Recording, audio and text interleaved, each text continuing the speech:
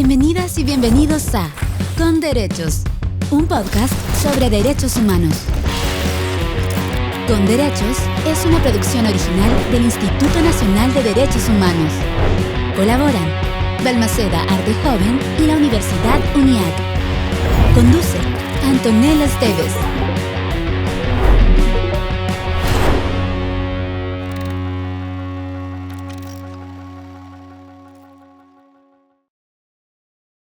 ¿Cómo están? Sean todos, todas, todes bienvenidos a esta nueva edición de Con Derechos, este espacio creado por el Instituto Nacional de Derechos Humanos, en donde nos reunimos a conversar, a dialogar sobre cómo habitamos nuestra sociedad, cómo construimos una sociedad más justa, más amable, en donde los derechos de todas, todos y todes sean respetados. Hoy día vamos a estar conversando sobre los derechos de los pueblos indígenas y tribales y los desafíos que enfrenta Chile para reconocer plenamente su diversidad cultural y fortalecer la relación entre los pueblos originarios y el Estado, y además agregar, cumplir con los compromisos internacionales que ha asumido el Estado chileno al respecto. Comienza Con Derechos. En este capítulo, derechos de los pueblos indígenas y tribales. Conversamos con Salvador Millaleo Hernández. Para partir, nos acompaña Salvador Millaleo Hernández, abogado experto en derechos humanos, derechos ambientales e indígenas. Él fue consejero del Instituto Nacional de Derechos Humanos y asesor de asuntos indígenas del Ministerio del Interior.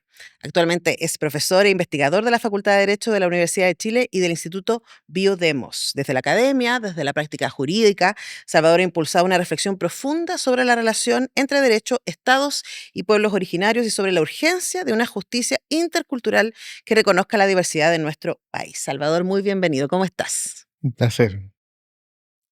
Bueno, tengo un montón de preguntas para ti y quizás la primera es que cuando hablamos de derechos humanos y de derechos de los pueblos originarios y tribales de Chile, hablamos de una tremenda, tremenda diversidad. ¿Nos puedes ayudar a hacer un estado de la cuestión hoy día en términos de avances y deudas? O sea, lo primero es entender cuando hablamos de pueblos indígenas y tribales, siempre se preguntan, bueno, ¿y cuáles son los pueblos tribales? Ujú, Y aquí nos olvidamos de que existe un pueblo chileno afrodescendiente, ujú. que fue mucho tiempo negado, mucho tiempo olvidado y que recientemente tuvo su reconocimiento legal. Son comunidades que están en el norte del país, en el Valle de Azapa, y que es un pueblo que tiene una identidad colectiva, tiene tradiciones, en fin, tiene una historia propia. No son indígenas, son afrodescendientes y entran en la categoría internacional de tribales, que uno dice, bueno, ¿qué es eso? Y son los pueblos afrodescendientes chilenos que Ujú, están en el norte del país. ujú. Primero. Segundo, tenemos distintas familias culturales. Nosotros pensamos mucho en el pueblo mapuche, yo soy mapuche, digamos, y claro, es que es una enorme cantidad, casi 2 millones de personas, digamos, una buena cantidad de gente y muy presente en la historia del país. Pero los pueblos andinos también han estado presentes. Desde que Chile se expandió al norte, la cotidianidad del norte pasa también por la presencia del pueblo aymara, de los atacameños, de los diaguitas, pueblos más recientes como los changos, pueblo Coya en la región de Atacama, entonces, y que son tremendamente relevantes. Ahora que sabemos que buena parte del desarrollo económico en Chile está en la minería, están en territorios ancestrales de esos pueblos y tienen que llegar a acuerdos, el Estado, las empresas con esos pueblos son importantes. Ujú. Ellos, y por cierto, en el extremo sur, los pueblos canoeros, el pueblo Yagán, el pueblo Cahuéscar, el más reciente reconocido, el pueblo Selknam, no nos podemos olvidar, digamos, de que son pueblos que hasta hace poco tiempo, algo más de un siglo, no estaban realmente incorporados o conectados con el resto del país. Entonces, hemos vivido una historia donde, claro, nos hemos fijado en lo mapuche, tampoco sin conocerlo tan profundamente, porque son distintas identidades. Ujú. Los mapuches pehuenches que viven en la cordillera, precordillera, son bien distintos de los lafkenches que viven en el mar, y los lafkenches de Arauco, con los lafkenches de más al sur, cerca de San Juan de la Costa, los huilliches que viven en Chiloé, los huilliches que viven en Valdivia, en fin. hay una diversidad, manteniendo ciertas ideas comunes, cierta, sobre todo, espiritualidad común, un vínculo espiritual con la naturaleza, hay mucha diversidad. ¿Para qué decirlo, Rapa Nui? Es una cultura polinésica que Ujú. no tiene que ver con la cultura mapuche, que no tiene que ver con la cultura andina, y que por una cosa bastante extraña llega a estar dentro de Chile, pero es una cultura completamente diferente. Ellos tienen más vínculo con Hawái, Sí. con Nueva Zelanda, que con el continente. Entonces, esto lo olvidamos. Para Chile siempre lo mapuche tuvo un lugar central histórico, se entiende, pero en buena hora que nos acordemos de los otros pueblos. Ujú. Ahora, tu respuesta inmediatamente plantea un desafío, porque cuando hablamos de derechos de los pueblos originarios estamos hablando de una tremenda, tremenda diversidad. Pero me imagino, y tú has trabajado muchísimo respecto a eso, que hay ciertos dolores y deudas comunes frente a estos pueblos de los que el Estado, y por eso yo decía antes lo de los acuerdos internacionales, donde el Estado chileno se ha comprometido a no solamente reconocer, sino también respetar los derechos de estas diversas comunidades. ¿Cómo estamos con eso? A ver, la verdad es que Chile tiene una historia que es común con el resto de las Américas, por ejemplo.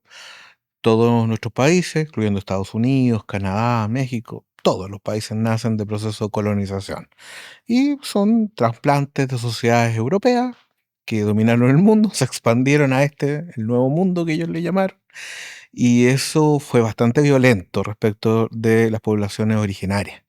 Entonces, y ahí empezaron una serie de dolores que ha costado reconocer. Y luego vienen los procesos de construcción de los estados independientes, pero que continúan con una minusvaloración del elemento indígena. Ahora, esta historia de dolores ha marcado, por cierto, el desarrollo, la emergencia de este derecho internacional de los derechos de los pueblos indígenas. De hecho, el concepto de derecho humano, no muchos lo saben, es un concepto que nace dentro de los filósofos y teólogos españoles en el siglo XVI, precisamente reflexionando acerca de las condiciones en que se había producido la conquista y colonización de América, la primera vez que se usa este concepto. Precisamente entendido de que el poder tiene que tener límites. No podemos por el poder hacer cualquier cosa, como sucedió con la conquista y colonización de los pueblos originarios en las Américas. Pero yo quiero destacar una cosa. Esto es súper importante tener presente lo que se ha llamado la deuda histórica. Pero hay otras cosas que ahora también son muy importantes para entender cuál es el futuro de los derechos de los Ujú, pueblos indígenas, que no es tanto hablar de las heridas que hay, sino hablar del futuro común ujú, que tenemos los indígenas con los no indígenas. Los indígenas tienen un tremendo aporte que hacer a la vida en común, que tiene que ver precisamente con una mirada diferente a la naturaleza. ujú. Y eso es lo que estamos perdiendo. O Sí. sea, podemos hablar de que podemos discutir, hubo unos genocidios, la conquista y colonización de las Américas, incluyendo Chile, podemos ver las distintas violencias, el despojo de las tierras, todo eso tenemos que tenerlo presente. Pero la principal razón para hablar de derechos indígenas es el futuro. Sí. Es precisamente porque los indígenas, no todos, por cierto, pero en la tradición, en las culturas, los que saben, las autoridades tradicionales, en fin, tiene este saber, digamos, profundo de cómo convivir con la naturaleza de manera distinta a lo que estamos haciendo, y para cuidar la biodiversidad, para aportar formas de una vida más armónica, algo que le sirva al país, que le sirve a cómo para desarrollarse, pero también que tiene consecuencias bien importantes para la vida de cada uno. La noción de equilibrio, el no estar siempre apurado pensando en el mañana y tratar de pensar en vivir en el presente, más equilibrio, son todas cosas que uno puede rescatar de los pueblos indígenas, su sabiduría, y eso, cuando nos olvidamos los derechos indígenas, nos olvidamos de eso también. Sí, es súper interesante lo que nos dice Salvador porque ha aparecido repetidamente en las conversaciones que hemos tenido acá. Claro, estas conversaciones están reunidas alrededor de comunidades cuyos derechos constantemente han sido vulnerados históricamente y hoy día todavía siguen en tensión, ¿no? Pero es súper interesante ver que tanto cuando conversamos con infancias como de adultos mayores, como de personas en situación de discapacidad, de migrantes, de pueblos originarios y tribales, hay una pérdida de la sociedad completa cuando no hay escucha, cuando no hay diálogo, cuando no hay puentes. Ahora, se han intentado, ¿no? Y tuvimos 2 procesos, constituyentes, y el primero de ellos estuvo muy marcado por un reconocimiento, por una escucha respecto a los pueblos originarios y tribales, y, lamentablemente eso terminó con la palabra plurinacionalidad, muy cuestionada, ¿cierto? Incluso así como hoy día transformándose en una mala palabra. Y tú has investigado mucho sobre aquello, y quería preguntarte cómo se da vuelta eso, cómo se construye ese futuro, repensando o resituando conceptos tan claves como ese. Yo creo que primero, claro, eso fue un tremendo desencuentro y que nos marca hasta ahora, porque la sociedad chilena dejó de hablar de los pueblos indígenas. Todos, incluso aquellos que muchos de los que estaban muy comprometidos en estos procesos con los derechos indígenas, muchos dejaron de hablar de los derechos de los pueblos indígenas. Este desencuentro nos está afectando hasta el día de hoy. Yo creo que esto es algo que tenemos que trabajar, no en lugar de pensar con nostalgia, digamos, miren este proceso, en fin, este proceso hay que hacerse cargo, fue rechazado por una, digamos, una mayoría contundente de la sociedad chilena. Y entonces que el lenguaje que tuvimos no logró persuadir. Bueno, podrá discutir de las razones, algunos dicen desinformación, yo creo que es parte sí, pero creo que también hay una responsabilidad. Yo abogué por la plurinacionalidad, escribí libros y claro, me tuve que dar cuenta de que no logramos persuadir, que no logramos hacer que un mensaje tuviera sentido para gente que tiene preocupaciones cotidianas. Cuando el tema de la diferencia cultural también es cotidiano, nosotros vivimos en un país que todos tenemos familiares indígenas. Somos indígenas por sangre, a lo mejor también tenemos algunas nociones culturales, sabemos algo y lo olvidamos. Y eso es cotidiano. Nosotros tenemos presencia indígena en lo cotidiano y dicen, autocrítica, yo también me he puesto a reflexionar. Bueno, como académico es parte de mi trabajo reflexionar sobre estas cosas. Y lo que yo reflexiono, bueno, claro, uno quiso hacerlo desde nociones muy abstractas, Ujú. que creo que tampoco nuestros mismos dirigentes indígenas tampoco entendieron demasiado de qué iba, y que no lograron hacer sentido. Entonces, que el desafío es hacer sentido desde lo que está más cercano, y qué más cercano a entender que nuestra vida es intercultural, que vivimos con lo indígena, aunque algunos no lo quieran, pero que desde esa experiencia es más real, es más concreto. Lo de la plurinacionalidad terminó siendo irreal, y eso también, desde el mundo indígena y de los intelectuales indígenas, creo que también es culpa nuestra. Entonces, en lugar de volver a insistir con eso, creo que hay que hacer otro camino. Hay que buscar ese sentido común que parece tan perdido. Estamos tan divididos, tan fragmentados, polarizados, dicen. Pues yo creo que si uno se pone a pensar un poco más despacio y observarse a sí mismo, no ser tan pretencioso, no sentirse que uno va a hacer la revolución y va a quedar en la historia por eso, sino más bien ir a lo más desde la humildad. ¿Qué es lo que hay, en lo que tenemos más cercano? Y lo indígena está acá. Hay una vida vibrante cultural indígena, no solo en las comunidades rurales, en las ciudades, hay músicos indígenas, por supuesto hay poetas, eso hace rato que tenemos poetas, pero tenemos escritores, novelistas, cineastas, documentalistas, y tenemos nuestros vecinos, nuestros amigos que son indígenas, están ahí. Es simplemente abrir la mirada, a escuchar mejor, como te decía, no ser tan pretencioso, no creer que, oh, yo soy un gran intelectual y les voy a decir una verdad para transformar el país. Quizá hay que ser más humilde y para buscar el nuevo sentido común. Y ahí a lo mejor vamos a encontrar más resonancia, más audiencia y vamos a volver a hablar de lo indígena. Yo creo que es un grave problema que nos está haciendo daño a todos, este silencio. Mm. Ahora, a mí me pasa como Wicca, ¿no? Que esta idea de acercarte desde la representación. Para mí fue una revolución interna leer Recado Confidencial a los chilenos de Licuria Chehuelaf, y porque me permitió, por un lado, ver lo que me estaba perdiendo, y por otro lado, digo, de esa sabiduría de los pueblos ancestrales del territorio que yo habito, que podía transformarme a mí también. Y por otro lado, también exponerme, me acuerdo cuando leí ese libro, a mis propios prejuicios, pero esos prejuicios que están instalados en la comunidad chilena, no indígena, también están construidos, están inoculados por un sistema mediático, por un relato histórico, que sigue muy vivo, ¿no? Entonces, hablemos también de cuáles serían, en tu mirada, Salvador, algunos caminos para ir contra o para ir desarmando esos prejuicios que están tan instalados. Yo creo que la sociedad chilena tiene que conocer a los indígenas en concreto. Ujú, O sea, para hacer lado los prejuicios y los estereotipos, conocer a los indígenas en concreto. Como les dije, nuestros vecinos, nuestros amigos, los escritores, los autores. Claro, parece esta sociedad como una pared de cemento que no quiere ser indígena, y cuando uno habla de lo indígena parece que uno se estrella ahí. Pero eso no se va a solucionar desde otra pared de cemento. Diciendo, es que yo quiero ser indígena, entonces no quiero nada que ver con los chilenos, no soy chileno, no me aburre los chilenos.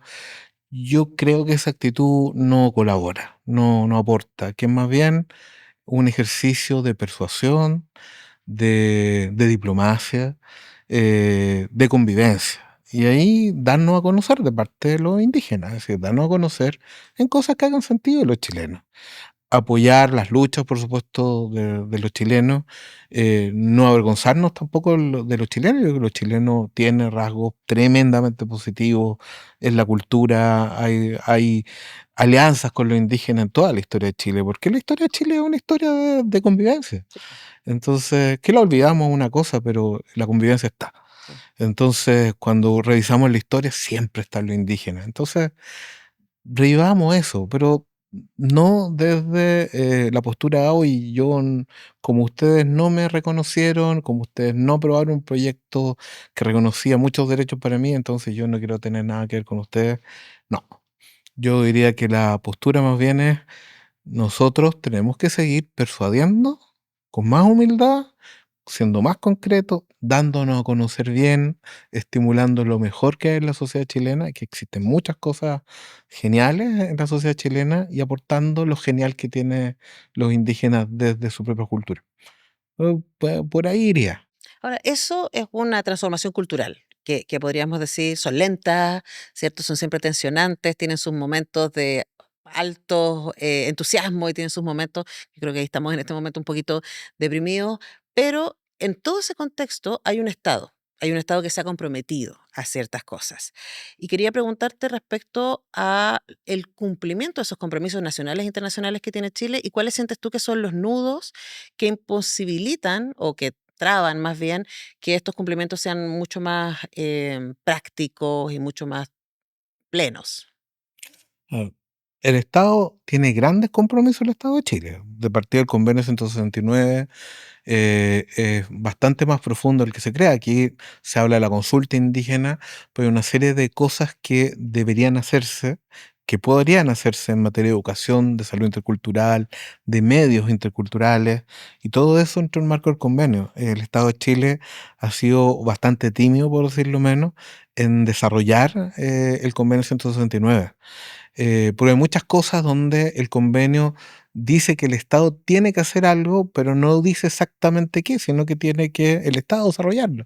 Y el Estado no lo desarrolla, el Estado se queda con los mínimos, lo que es estricta o inmediatamente obligatorio, como la Ujú. consulta indígena, que tampoco digamos que la hace muy bien, porque hay todo un tema de materia económica donde el Estado evita consultas indígenas, y eso también lo va a afectar al mismo Estado después y a los mismos negocios, porque igual después cuando va a haber judicialización, los proyectos se van a paralizar igual, en vez de que esto se pudiera tempranamente resolver con buenos acuerdos.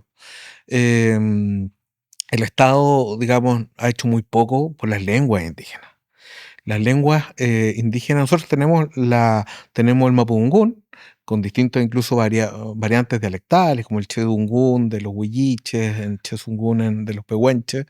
Tenemos el aymara, en fin, el quechua, y el Rapa Nui. Y hay otras lenguas que se han ido muriendo y que nosotros no hemos hecho el esfuerzo por rescatarlas. Y cuando se pierde una lengua, se pierde la vida de un pueblo, Sí. que es tremendo, pues, es una riqueza que se fue nomás. Se pierde una cosmovisión. Entonces, ahora hay, por ejemplo, hay esfuerzos por rescatar el cacán de los diaguitas. Incluso están aplicando inteligencia artificial para rescatar proyectos. Hay cosas que están haciendo, pero el Estado no está haciendo su parte en lo que sería la expansión de la educación intercultural bilingüe, por ejemplo. Han habido avances en el tema de la salud, se aprobó el reglamento de la Ley de Derechos de los Pacientes que reconoce los sistemas de sanación indígena y esto ha expandido. Ahí hay buenas noticias. Ujú. En agricultura, en obras públicas, hay mayor conciencia, digamos, de la importancia de los acuerdos con las comunidades para el desarrollo, para la generación de infraestructura. Pero en materia de desarrollo económico, siempre tenemos la imagen de el indígena rural, necesitado, no hay impulso a la nueva economía de los pueblos indígenas. Y cuando uno va y ve los territorios o te cuentan, uno se da cuenta que hay muchas cosas que se están haciendo, que se hacen en otros países y que en Chile se están empezando a hacer, pero que no sabemos. Es que claro, ahí vamos a otro tema que también ha rondado continuamente estas conversaciones y que tiene que ver con los medios de comunicación. O sea, los medios de comunicación son muy responsables de la instalación de un imaginario, especialmente respecto al pueblo mapuche, como violento, ¿cierto? Como terrorista, como, o sea, hay la construcción de una distancia. Claro, pues, repitiendo líneas editoriales que vienen de más de 100 años, Mm, pero no se dan cuenta de lo que nos estamos perdiendo. ujú, O sea, la cantidad de poesía mapuche, de nuevos poetas, me mencionaba a Licura, uno puede mencionar a Leonel, que son los más famosos, Lelaf, claro. una cantidad de mujeres poetisas Daniela como, Catrileo. sí, la Graciela Buinao, en Ujú, fin, eh, artistas, digamos, audiovisuales, sí. Francisco Huichaqueo, por Ujú, ujú, ejemplo, la Claudia Guayquimilla, en fin, músicos, bueno, mi prima, la Daniela Millaleo, por ujú, ejemplo, que se ha hecho bastante famosa en los ujú. últimos años. Entonces, el tremendo aporte que pueden hacer en distintas áreas y todo eso lo estamos perdiendo por mantener esa línea editorial, que es la misma línea editorial que tenían los medios a mitad del siglo XIX. Entonces, yo creo que hay una responsabilidad claro, hay muchos más medios y uno no entiende por qué en Chile no se exploran esas nuevas dimensiones de la cultura que están presentes en otros países y en Chile también, pero en Chile las ocultamos bajo la Ujú. alfombra. En Chile hay rap mapuche, hay reggaetón mapuche, hay un festival de rock metálico en Arica todos los años. Todo eso no aparece. Sí. Todo eso se olvida. La Feria del Libro. Claro, hay ferias de libros indígenas, está lleno de escritores indígenas, Sí. como dentro parte de el mercado editorial en Chile han aparecido muchas nuevas editoriales, eso ha traído muchos nuevos autores. Y quizás ahí hay un puente, ¿no? Porque uno piensa, bueno, en los medios hegemónicos siguen el mismo discurso de hace 100 años, pero hoy día hay una posibilidad de acercarnos a la cultura que abre puentes, sin duda. O sea, estaba pensando en Chilco de la Daniela Catrileo, que es un libro hermoso, o sea, tremendo, y que, por ejemplo, a mí me ayudó a mirar, y fue parte de la conversación con ella cuando la entrevisté, la diversidad. Porque ahí es el amor entre dos mujeres que vienen de distintas procedencias indígenas y cómo también ahí se producen desencuentros. Entonces, por ejemplo, el convenio 169 dice que el Estado deberá promover el acceso de los pueblos indígenas a los medios de comunicación y que se generen contenidos, digamos, en esos medios por los mismos pueblos indígenas. ¿Qué estamos haciendo porque esto se desarrolle? O sea, ahí tenemos una brecha donde podríamos hacer cosas que cuesta pensar a quién le podría molestar eso. Pero no lo hacemos porque preferimos quedarnos con esas narrativas de hace 100 años atrás.